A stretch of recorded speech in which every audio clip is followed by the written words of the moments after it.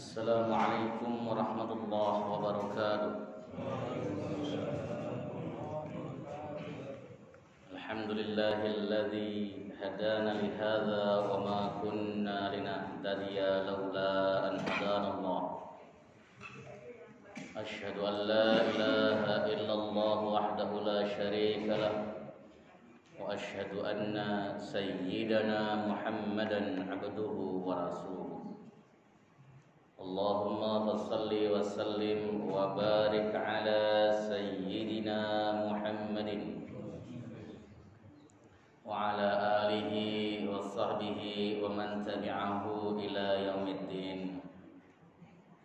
Amma ba'du fa ya ibadallah, usikum nafsi wa iyaya bi taqwallah wa ta'atihi la'allakum tuflihun. Qala Allah ta'ala fi kitabihil aziz wa huwa asdaqul qailin, ya ayyuhalladzina amanu taqullaha haqqa tuqatih wa la tamutunna illa wa antum muslimun.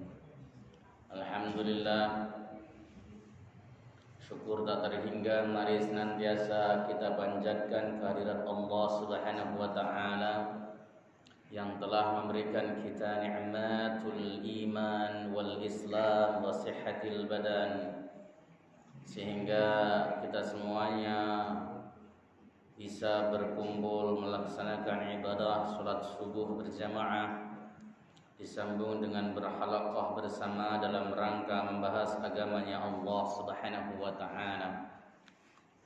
Salawat dan salam mudah-mudahan terus tercurah keharibaan beliau Nabi akhir zaman, Nabi Yuna Muhammad sallallahu alaihi wasallam, beserta seluruh keluarga beliau, sahabat, kerabat dan pengikutnya, serta kita semuanya yang istiqamah konsisten menjalankan syariatnya hingga akhir zaman nanti. Bapak-bapak yang dimuliakan Allah Subhanahu wa taala, kita kembali bertemu dalam majelis Tanbihil Ghafilin. Mudah-mudahan kita senantiasa diingatkan oleh Allah Subhanahu wa taala. Tapi kalau saya ingat pengajian kalau model seperti ini itu aswaja banget. Aswaja itu salah satu ciri-cirinya adalah kalau ngaji nyender, itu aswaja. Ya, di mana-mana pokoknya kalau ngajinya nyender itu aswaja. Ya. Ngaji yang paling takdir itu jamaah tabligh, salafi itu. Kalau aswaja nyender saja. Tapi nggak apa-apa nyender, yang penting ngaji.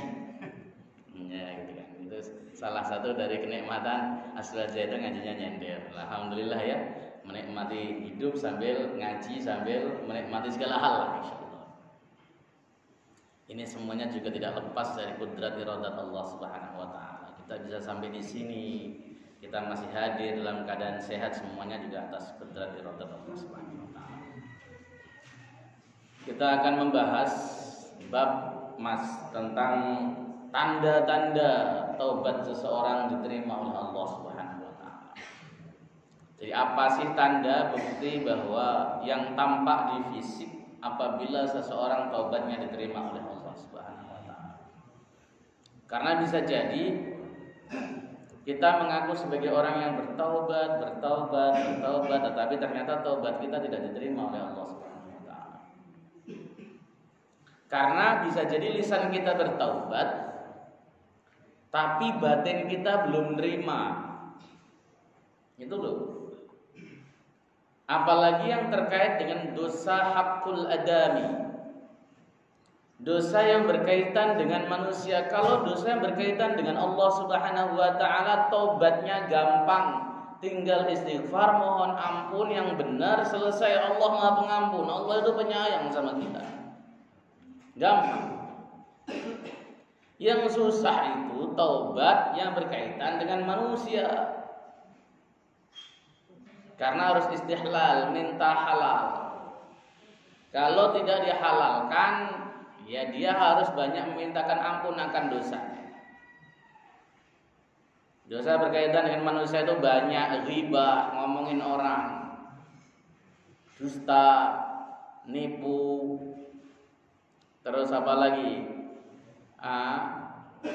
Mencaci maki, mukul dan sebagainya. Dan orang yang paling dekat kaitannya dengan kita yang dosanya tersebut sangat besar adalah orang tua kita. Yang terkadang sering kita itu sikap kita sama orang tua berlebihan. Contoh misalnya, ini padahal baik loh. Anak nyuruh minum obat sama orang tuanya itu bagus gak kira-kira? Bagus. Orang tuanya sakit. Orang tua itu kalau sakit, maaf yang merasa tua. Yang kalau sakit itu nyebelin memang. Banyak permintaannya, banyak keinginannya, ini salah, itu salah. Itulah cobaan anak. Itu cobaan anak, itu surganya anak loh. Seringkali anak pada gak kuat, nyuruh minum obat sama orang tua. Ntar aja nak, nanti aja siangan dikit. Kata dokter pagi harus minum, siang minum, sore minum. Nah, mau sembuh gak sih bu? Ya atur-atur kok gak mau. Nah, nyakitin perasaan orang tua gak? Sakit gak apa digituin? Sakit. Kalau orang tuanya berkata, setetes air susuku yang dihisap olehnya aku haramkan, lam yuflih abadan, dia tidak akan pernah beruntung selama-lamanya. Itu dahsyatnya dosa berkaitan dengan orang tua. Maka sama orang tua itu minta maafnya bukan nunggu lebaran, setiap saat, setiap waktu. Nih bagi yang punya orang tua masih pada hidup, Saya sih tenang, kenapa orang tua saya sudah meninggal semuanya. Antum di perantauan gak pernah nelpon sama orang tua sama sekali. Orang tuanya merasa disakiti. Ya Allah, anakku ketika sekolah, saya sekolahin tinggi, dapat kerjaan bagus juga saya doakan setiap malam. Bahkan saking seringnya saya berdoa untuk anakku sendiri, untuk anakku, sampai aku lupa berdoa untuk diriku sendiri. Enggak nelpon dia, sakit hatinya. Itu dosa enggak? Dosa. Maksiat enggak? Maksiat. Antum dikit-dikit beli mobil, dikit-dikit beli motor baru, handphone baru, makan enak, orang tua antum enggak pernah dikirimin sama sekali, makan pakai jengkol tiap hari, jengkol mulu. Itu maksiat, dosa. Maka minta ridhonya setiap saat, setiap waktu. Nah, banyak kan anak-anak zaman sekarang itu yang kurang ajar sama orang tua, bentak sama orang tua. Ya, padahal dengan orang tua itu harus lengket, hubungannya harus erat, lengket, dekat. Apalagi kalau orang tuanya sudah semakin tua. Orang tuanya semakin tua sementara dia butuh hartanya. Kadang-kadang suka disumpahin mati, serius. Sumpahin matinya sebenarnya nggak ngomong Pak mati aja lah Pak gitu enggak. Pak, kenapa nak? Bagi warisan dong. Itu nyumpahin mati. Karena bagi warisan itu terjadi ketika sudah mati. Ada nggak yang hadis itu ngomong gitu? Taubat. Semuanya kita ada di dunia ini itu karena salah satu sebabnya adalah orang tua. Makanya orang tua itu kausa prima kedua setelah Allah Subhanahu wa taala.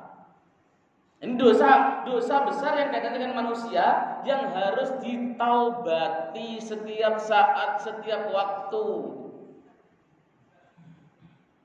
Apalagi ngomong kasar, menghardik, mencaci maki, ngomongin yang enggak, ghibah, ngomong sama tetangganya kok tentang orang tuanya, ini kan otaknya agak senewen. Ngomong sama orang tuanya, aduh ampun banget ya Allah, punya orang tua kayak gini bu, Masya Allah, kenapa? Tiap hari banding-bandingin saya dengan orang lain terus sakit hati saya. Orang tua memang begitu. Orang semakin tua itu, dia semakin gak bisa ngontrol emosinya. Orang semakin tua itu, dia semakin kembali seperti anak-anak. Kitanya yang harus sabar. Oleh sebab itulah Rasulullah itu memberikan jaminan siapapun orangnya yang dia bisa berbuat baik kepada orang tuanya, maka dia akan masuk surga. Dalam salah satu hadis Jibril contohnya ketika Rasulullah itu 3 kali baca amin naik mimbar, salah satunya adalah orang yang di sisinya masih ada orang tuanya, walam yudkhilal jannah, tetapi keberadaannya tidak menjadikan dia masuk surga. Rasulullah bicara amin. Karena orang tua itu pintu surga kita. Itu harus dimengerti juga. Ini kaitannya dengan masalah taubat. Taubatnya tiap hari cium tangan. Ya, jangan ada selek sama orang tua. Apalagi masya Allah, masalah rumah saja, masalah rumah harus lewat pengadilan. Itu pernah ada di medsos itu. Dituntut di pengadilan, orang tuanya sendiri. Mestinya anak bikinin rumah orang tuanya. Nih mak, pak, saya bikinin rumah. Rumahnya orang tuanya yang mulai reot dibangun. Kenapa orang-orang kalau udah umur 60 tahun ke atas tuh nggak produktif lagi, meskipun asalnya dirjen, kayak irjen, kayak direktur, kayak ketika udah 60 tahun ke atas nggak produktif lagi, nggak punya penghasilan, renov rumah berat, tanggung jawab anaknya. Saya cat ya pak yang bagus, seneng orang tua serius. Udah datang nggak pernah bawa makanan, kerjaan yang kerusuin terus, gibain orang tuanya tiap hari, orang kayak gitu kan. Hukukul walidain bener tuh kepada orang tua bener. Nah, diterangkan di dalam kitab Tanbihul Ghafilin. Wa ruwiya an ba'd tabi'in radhiyallahu ta'ala anhum annahu qala, diriwayatkan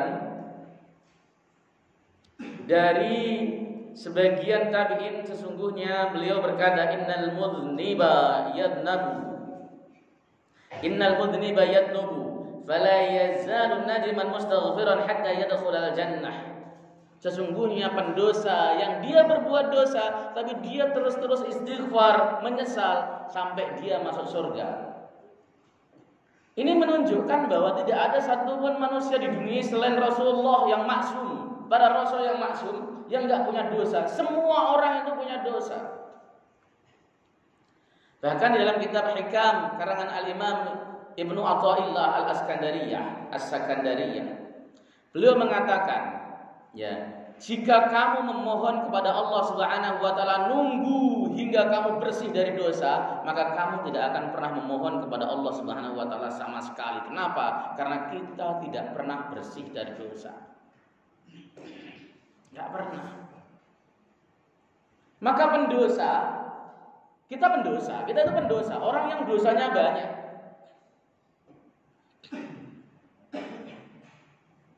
Seyogyanya dia nadiman, menyesal, membaca istighfar setiap saat, setiap waktu sampai mati. Sampai mati. Istighfar astagfirullahaladzim sampai mati. Sampai dimasukkan Allah Subhanahu wa taala ke dalam surga. Fayaqulu syaitanu ya laitani lam uqi'hu fi. Syaitan sampai berkata, wah aku enggak bisa menjerumuskan dia.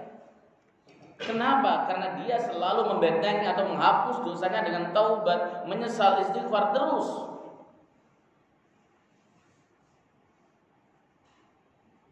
Ya gitu.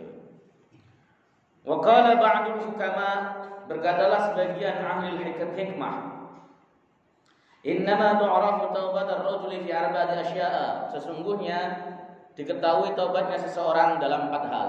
Seseorang taubatnya benar apa tidak itu diketahui dengan 4 hal.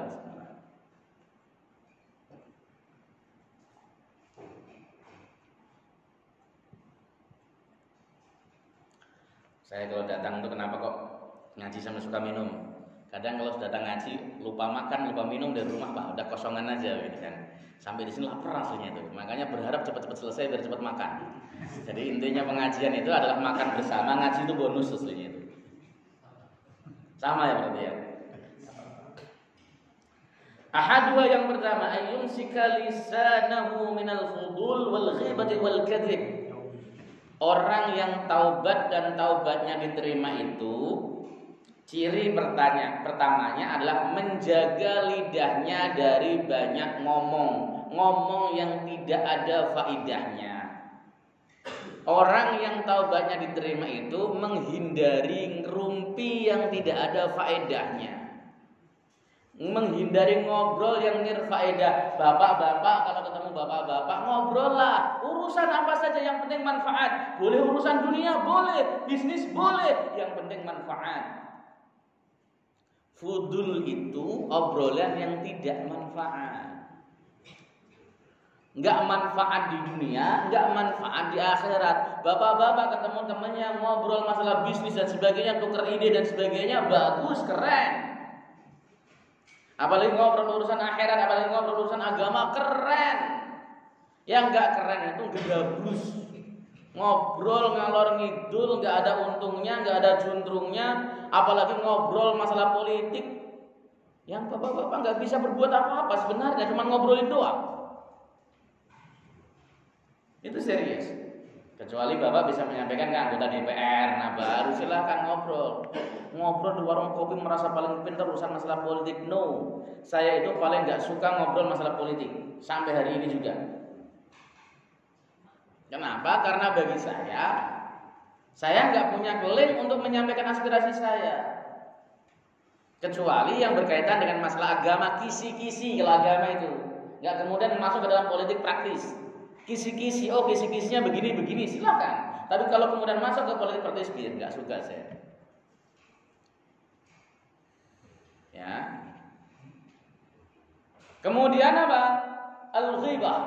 Ghibah itu ngomongin keburukan orang.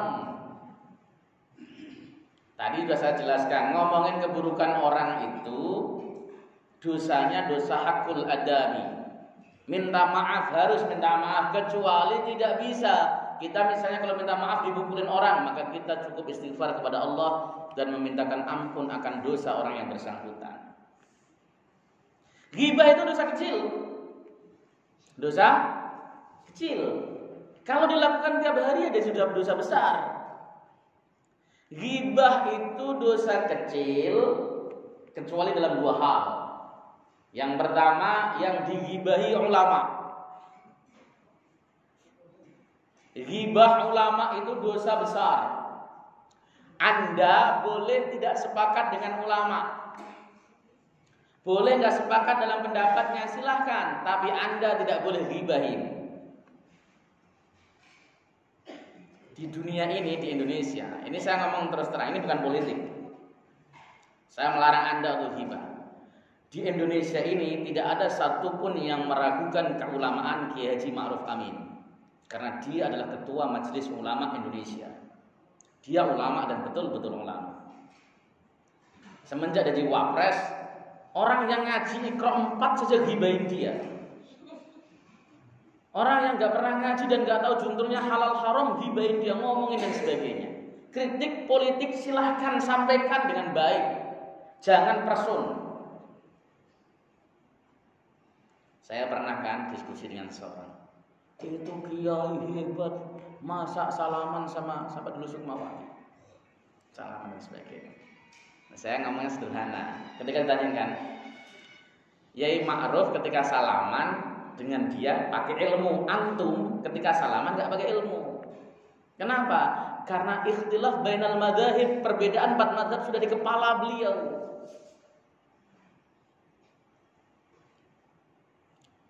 Jadi ketika dia salaman, dia bisa taklid kepada ulama, membolehkan, clear, selesai, gak diazab oleh Allah Subhanahu wa taala. Sementara antum ketika salaman tahu itu berdasarkan kepicikan ilmu antum, gak tahu apa-apa, yang penting salaman itu haram. Beda. Oh, saya gak sepakat Ustaz, gak masalah. Gak sepakat dengan pendapat dan pribadi apa itu namanya perbuatannya, silahkan, tapi jangan digibahi. Inna luhumal ulama masmumah. Sesungguhnya daging para ulama itu beracun. Anda akan tewas nanti di akhirat. Dosanya bukan kecil, besar. Dosanya besar. Ghibahin, siapa kiai yang sering digibah itu? Pak Quraisy misalnya. Al-Habib Profesor Dr. Quraisy Shihab, MA. Perkara dia tidak terlalu tegas masalah jilbab, saya juga tidak sependapat. Saya juga nggak sependapat dengan beliau. Masalah ilmiah, diskusi. Tapi Pak Quraisy ternyata dalam perkara jilbab tidak sendirian. Dia hanya menukil pendapat Al-Imam Al-Biqai di dalam tafsirnya. Biasa, nggak sependapat biasa. Kemudian ketika nggak sependapat kita langsung menghina, wah nggak patut dibuat contoh dan sebagainya. Loh, antum ketika mendengar Habib Rizik Syihab dihina, direndahkan, antum marah-marah, jangan hina habaib. Pak Quraisy itu habaib juga, lalu bedanya apa? Mencintai darahnya Rasul itu tidak membeda-bedakan, bahkan orang awam yang di dalam darahnya mengalir darah Rasulullah itu harus kita hormati. Ada Habib tetapi dia tidak bisa ngaji, wajib kita hormati. Itu kata Al-Imam Ibnu Hajar Al-Haytami dalam Fatawi Al-Hadisiyah. Bahkan beliau tegas-tegas mengatakan ada orang alim tapi ajam, bukan dzurriyyah Rasulullah sallallahu alaihi wasallam juga. Sementara ada orang awam, orang biasa, ini cucu Nabi, dzurriyyah Nabi, jelas keturunannya. Mana yang lebih dahulu untuk didahulukan dihormati ya imam, kata pertanyaan kepada saya Ibnu Hajar Al-Haytami. Beliau mengatakan orang yang di dalam darahnya mengalir darah Rasulullah lebih layak untuk kita hormati duluan. Duluan ya, maksudnya dihormati dua-duanya, tapi siapa duluan? Ini serius, saya ini ngomongnya supaya ini bukan ngomong politik, supaya antum lebih hati-hati dalam menjaga lisan.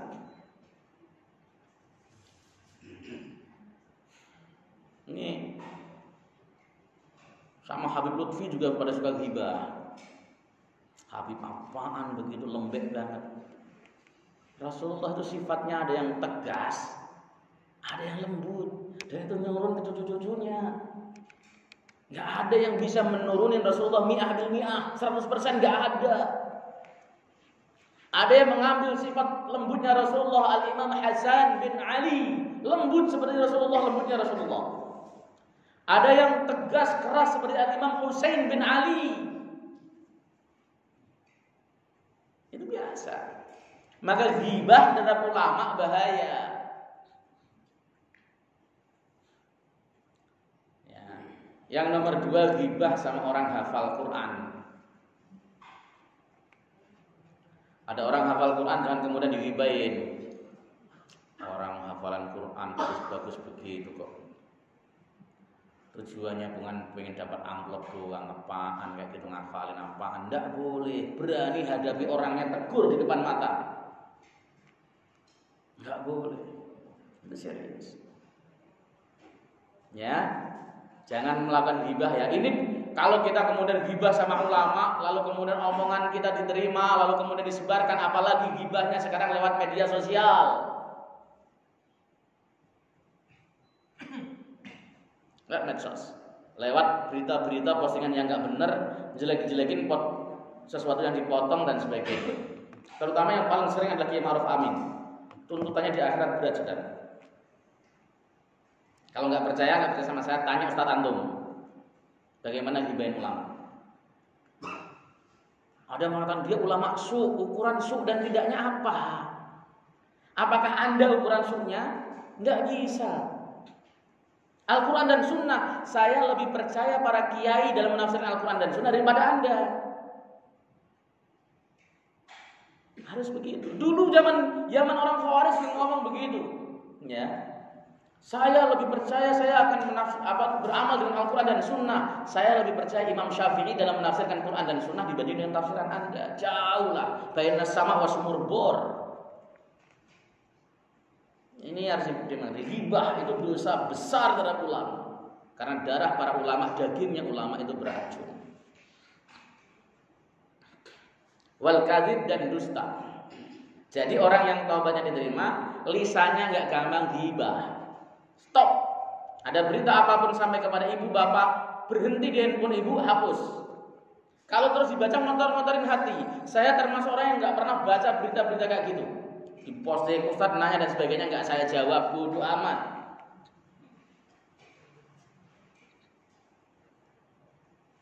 Kemudian isinya caci maki dan sebagainya. Kemarin pengajian tahun lalu, bulan lalu saya sampaikan, Imam Hasan Basri sampai berkata begini, seandainya ghibah itu diperbolehkan, maka orang yang patut aku gibahin adalah ibu saya sendiri. Kenapa demikian? Karena orang yang paling berhak mendapat pahala saya adalah ibu saya. Gibahin orang itu kan dapat kiriman pahala, Pak. Kita digibahin orang, pahala dia buat saya terus itu ngalir. Dan orang yang berhak mendapatkan pahala saya adalah ibu saya. Itu seandainya kemudian diperbolehkan, jangan kemudian saya mau gibahin mak saya aja, jangan.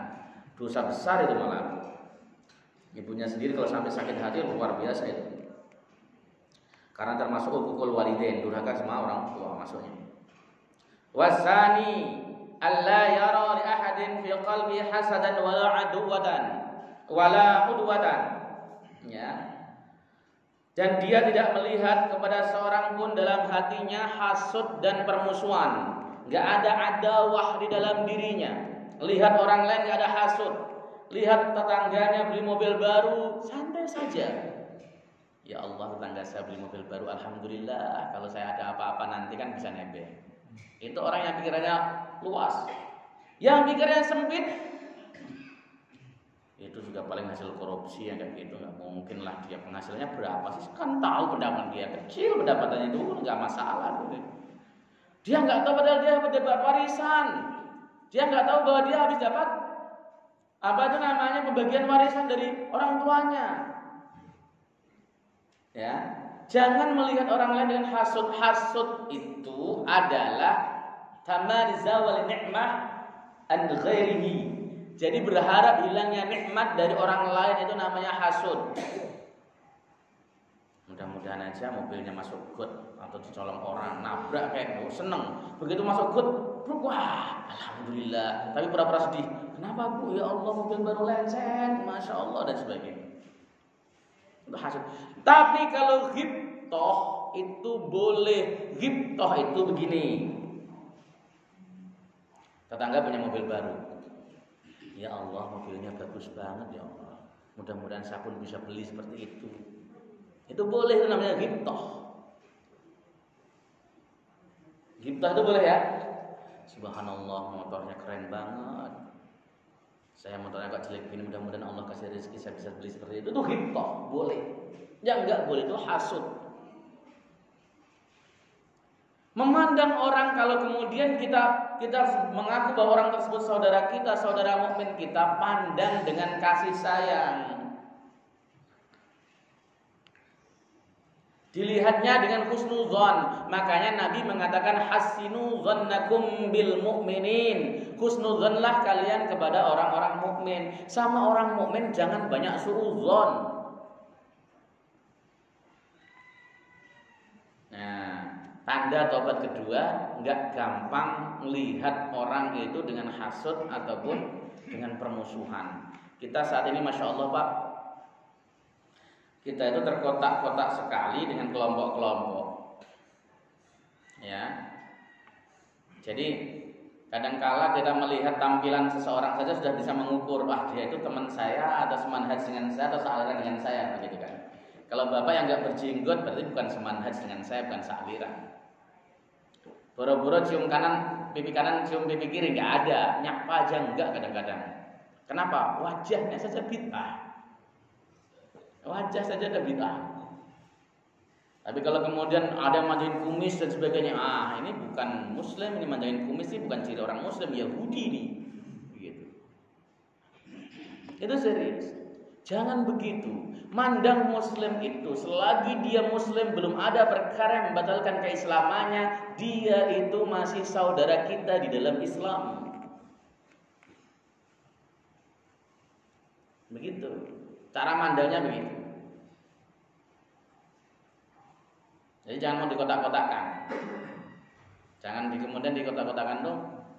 Ya setiap orang ini setiap organisasi itu pasti merasa paling baik ya. Enggak ada organisasi saya organisasi paling buruk, enggak ada. Semua organisasi merasa yang paling benar, yang paling baik ya, karena kullu hizbin bima ladaihim farihun. Tapi selagi dia muslim maka kita harus tarahum, menyayanginya sebagai seorang muslim. Kemudian wasalisu ayyufariqa ashabas su, dia misain, berpisah atau memutuskan hubungan dengan teman-teman yang buruk. Ketika dia taubat dari minum khamar, dia sudah tidak bergaul lagi dengan orang yang minum khamar. Ruh itu, Pak, ruh, nyawa itu junudun mujannadah.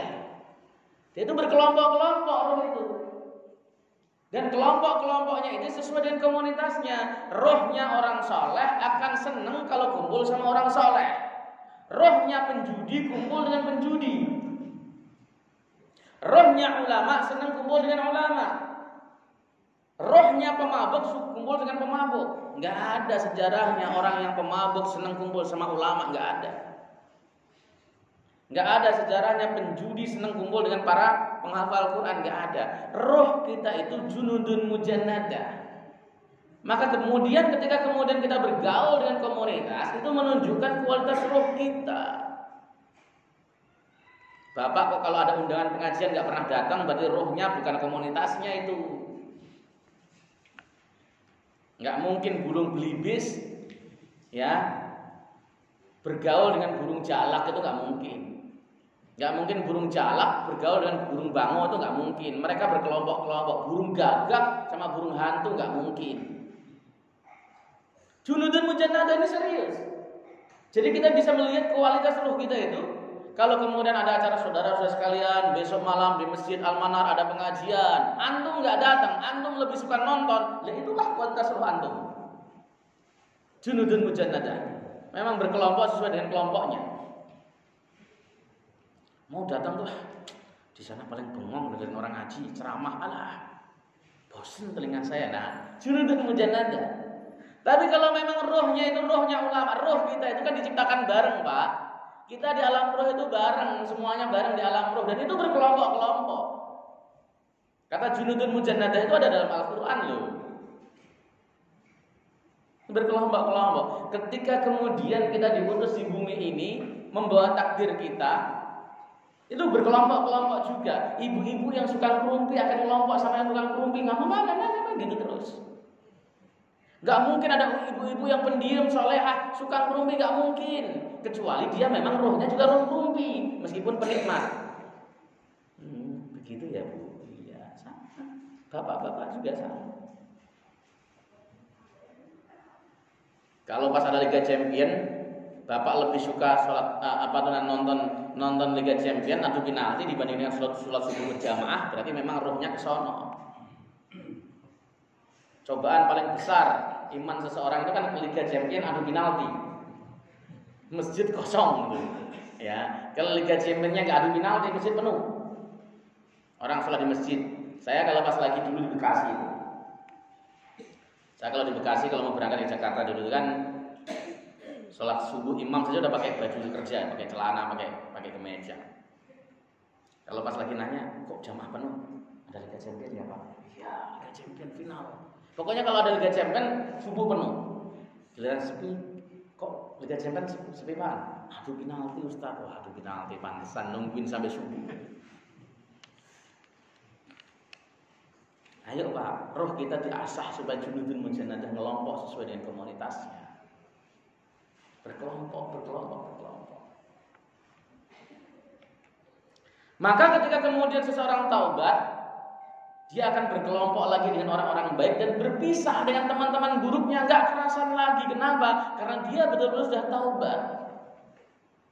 Kan Nabi mengatakan kullun muyassar lima khuliqalah. Semuanya akan dipermudah sesuai dengan takdirnya. Manusia itu, Pak, sudah ditentukan oleh Allah Subhanahu wa taala siapa yang masuk surga dan siapa yang masuk neraka. Jumlah penduduk surga tidak akan pernah berkurang, jumlah penduduk neraka tidak akan pernah bertambah. Sudah digariskan sebelum Allah menciptakan manusia. Sahabat protes, ya Rasul, untuk apa saya sholat ibadah kalau memang sudah ditakdirkan? Rasul menjawab, kullun muyassar lima khuliqalah. Semua sesuatu akan dimudahkan sesuai dengan takdirnya. Kalau memang takdir Bapak ke surga, ya gampang sholat, gampang ngaji, gampang baca Quran, gampang kumpul-kumpul sama ulama. Tapi kalau memang Bapak ditakdirkan masuk neraka, meskipun diajak satu RT sekalipun ngomongnya tarsuk sampai mati. Karena kullun muyassar lima khuliqa. Sama. Orang yang ditakdirkan oleh Allah Subhanahu wa taala kaya, kadang-kadang ketika dia menemukan bisnis untuk jadi kayanya, enggak sengaja. Itu yang mengantarkan dia kaya, muyassar, dimudahkan sama Allah. Mudah sekali tiba-tiba, kok gampang sekali jalur. Ada temannya mau niru sementara temannya ditakdirkan oleh Allah Subhanahu wa taala jadi orang yang biasa-biasa saja, jebol terus bisnisnya. Ini serius nih. Jadi kalau bapak sudah usaha seperti temannya yang sukses kok nggak berhasil, ya kemudian kita harus menerimanya. Oh iya, kullun muyassar lima khuliqalah. Kita itu akan dipermudah sesuai dengan takdir kita masing-masing. Kalau takdirnya jadi ulama, jadi kiai, asalnya meskipun dia sekolah umum, ada perkara yang kemudian menarik untuk belajar agama serius, jadilah dia ulama. Kalau takdirnya tidak jadi ulama, meskipun tinggal di lingkungan pesantren, nggak bakal mau ngaji orang tersebut sampai mati. Kita kan nggak tahu takdir kita seperti apa. Ya makanya kita usaha secara maksimal. Syarat langkah kita. Al-Imam Al-Baqilani, Qadi Baqilani mengatakan bahwa alarm makan ini lah, saya tandainya. Ya. Qadi Baqilani mengatakan bahwa manusia itu punya kasab, tapi Allah Subhanahu wa taala yang menentukan af'alnya, yang menciptakan af'alnya. Manusia punya rencana, tapi Allah yang menciptakan pekerjaannya. Contoh, bapak berencana pengen ngaji nanti subuh, pengen datang ke Almanar ada pengajian, itu rencana bapak. Tapi bapak bisa datang dari rumah ke Almanar, itu ciptaan Allah. Itu yang disebut dengan khalqu af'alil ibad. Qadi Baqilani mengatakan bahwa ikhtiar manusia itu enggak ngaruh sama ketentuan Allah Subhanahu wa taala. Ada orang, saya ntar pagi mau ngaji ke Almanar, wah pengen ngaji pokoknya, luar biasa. Allah nggak ciptakan perbuatan yang ngaji ke Almanar. Dilalah begitu dia bangun, kakinya bengkak nggak bisa biar jalan. Itu karena dia ikhtiarnya nggak memiliki pengaruh apapun terhadap hasil. Ini yang harus kemudian, kalau begitu ngapain ikhtiar Ustaz? Ikhtiar ada pahalanya. Ketika bapak saya pengen datang ke Almanar ngaji, enggak diciptakan Allah pekerjaannya, ikhtiarnya ada pahalanya, diberikan pahala. Ada yang bersiap-siap pakai sarung, tiba-tiba perutnya mulus, mulus banget. Ke toilet dulu, sampai masjid sudah bubar. Ada nggak gitu? Itu namanya tidak diciptakan perbuatannya. Makanya sudah, kita terima saja sambil kita berikhtiar semaksimal mungkin untuk menjadi orang soleh, semaksimal mungkin, sebisa mungkin. Salah, taubat, jangan takut dosa, karena memang maksudnya jangan takut dosa itu jangan takut Anda ketika berbuat dosa, karena Allah Maha Pengampun dan kita bisa beristighfar kepada Allah Subhanahu wa taala. Ada orang yang khaufnya berlebihan, takut dosa, nangis terus rahmatnya hilang, itu salah. Al-Imam Al-Ghazali di dalam kitabnya namanya Minhajul Abidin, orang yang berlebihan dalam masalah khauf itu biasanya jadi khawarij. Berlebih-lebihan dalam khauf. Takut dosa, banyak dosa. Istighfar, selesai mestinya. Tapi masih takut terus setiap hari nangis dan sebagainya, lihat muka orang lain enggak pernah senyum sama sekali, itu biasanya khawarij. Tapi kalau orang berlebih-lebihan di dalam masalah rojak, maka dia cenderung kepada murjiah. Ahlu sunnah itu tengah-tengahan. Khauf, takut, ya Allah saya dosa, kalau nggak tobat takut disiksa. Ya. Kalau sudah tobat tinggal rojak, ya Allah saya sudah tobat, ya Allah hamba berharap ampunanmu, itu rojak. Selesai. Nah, lanjut sedikit. Ar-rabi' yang keempat, ayyakuna musta'idan lil mauti nadiman mustaghfir lima salafa min dhunubi mujtahidan ala ta'ati rabbih. Ciri yang keempat, dia itu siap-siap untuk menghadapi mati. Pak, ini peringatan yang sudah umur 50 tahun ke atas. Harus musta'idan lil mauti, harus menyiapkan kematian. Betul-betul. Ibu juga.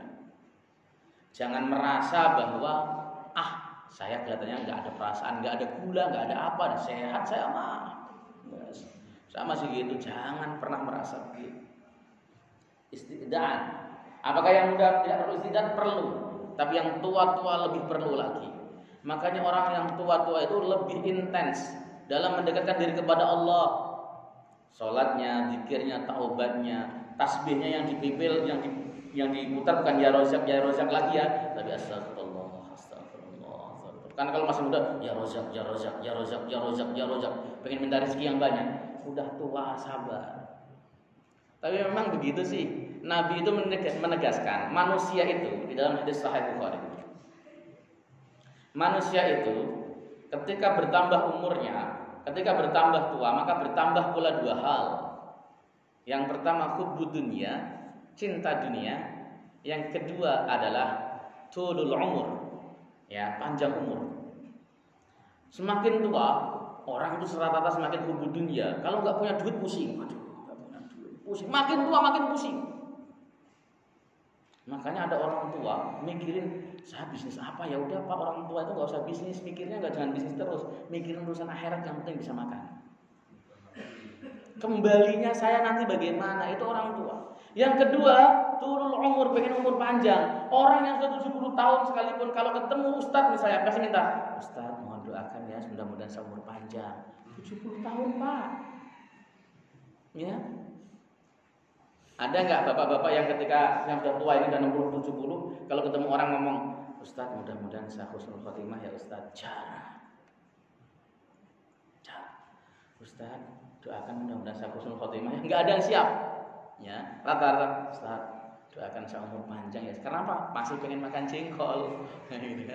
Oleh sebab itulah maka kita harus senantiasa ingat mati. Istiqdad sama mati itu bagus. Ibu, bapak-bapak, kalau istiqdad mati berarti kita harus taat kepada Allah Subhanahu wa taala dengan sebaik-baiknya. Saya rasa begitu. Ada muskil? Tidak muskilah? Ada pertanyaan? Enggak ada, alhamdulillah. Sudah paham semuanya, tinggal diamalkan. Yang punya dosa sama orang tuanya segera minta maaf. Kalau enggak minta maaf, kalau sampai mati orang tuanya kita menyesal. Yang kedua, yang punya dosa sama manusia juga minta maaf. Yang ketiga, kalau punya dosa sama Allah Subhanahu wa taala minta ampunlah setiap saat, setiap waktu, dan kita bersiap-siap untuk menghadapi kematian kita dengan menyambut kematian kita. Dimanapun kita mati nggak jadi soal, yang penting adalah kita mati dalam keadaan baik, husnul khotimah, kembali kepada Allah dengan cara yang baik. Itu saja. Tutup nafsul majlis. Subhanakallahumma wa bihamdika asyhadu an la ilaha illa anta astaghfiruka wa atubu ilaik. Assalamualaikum warahmatullahi wabarakatuh.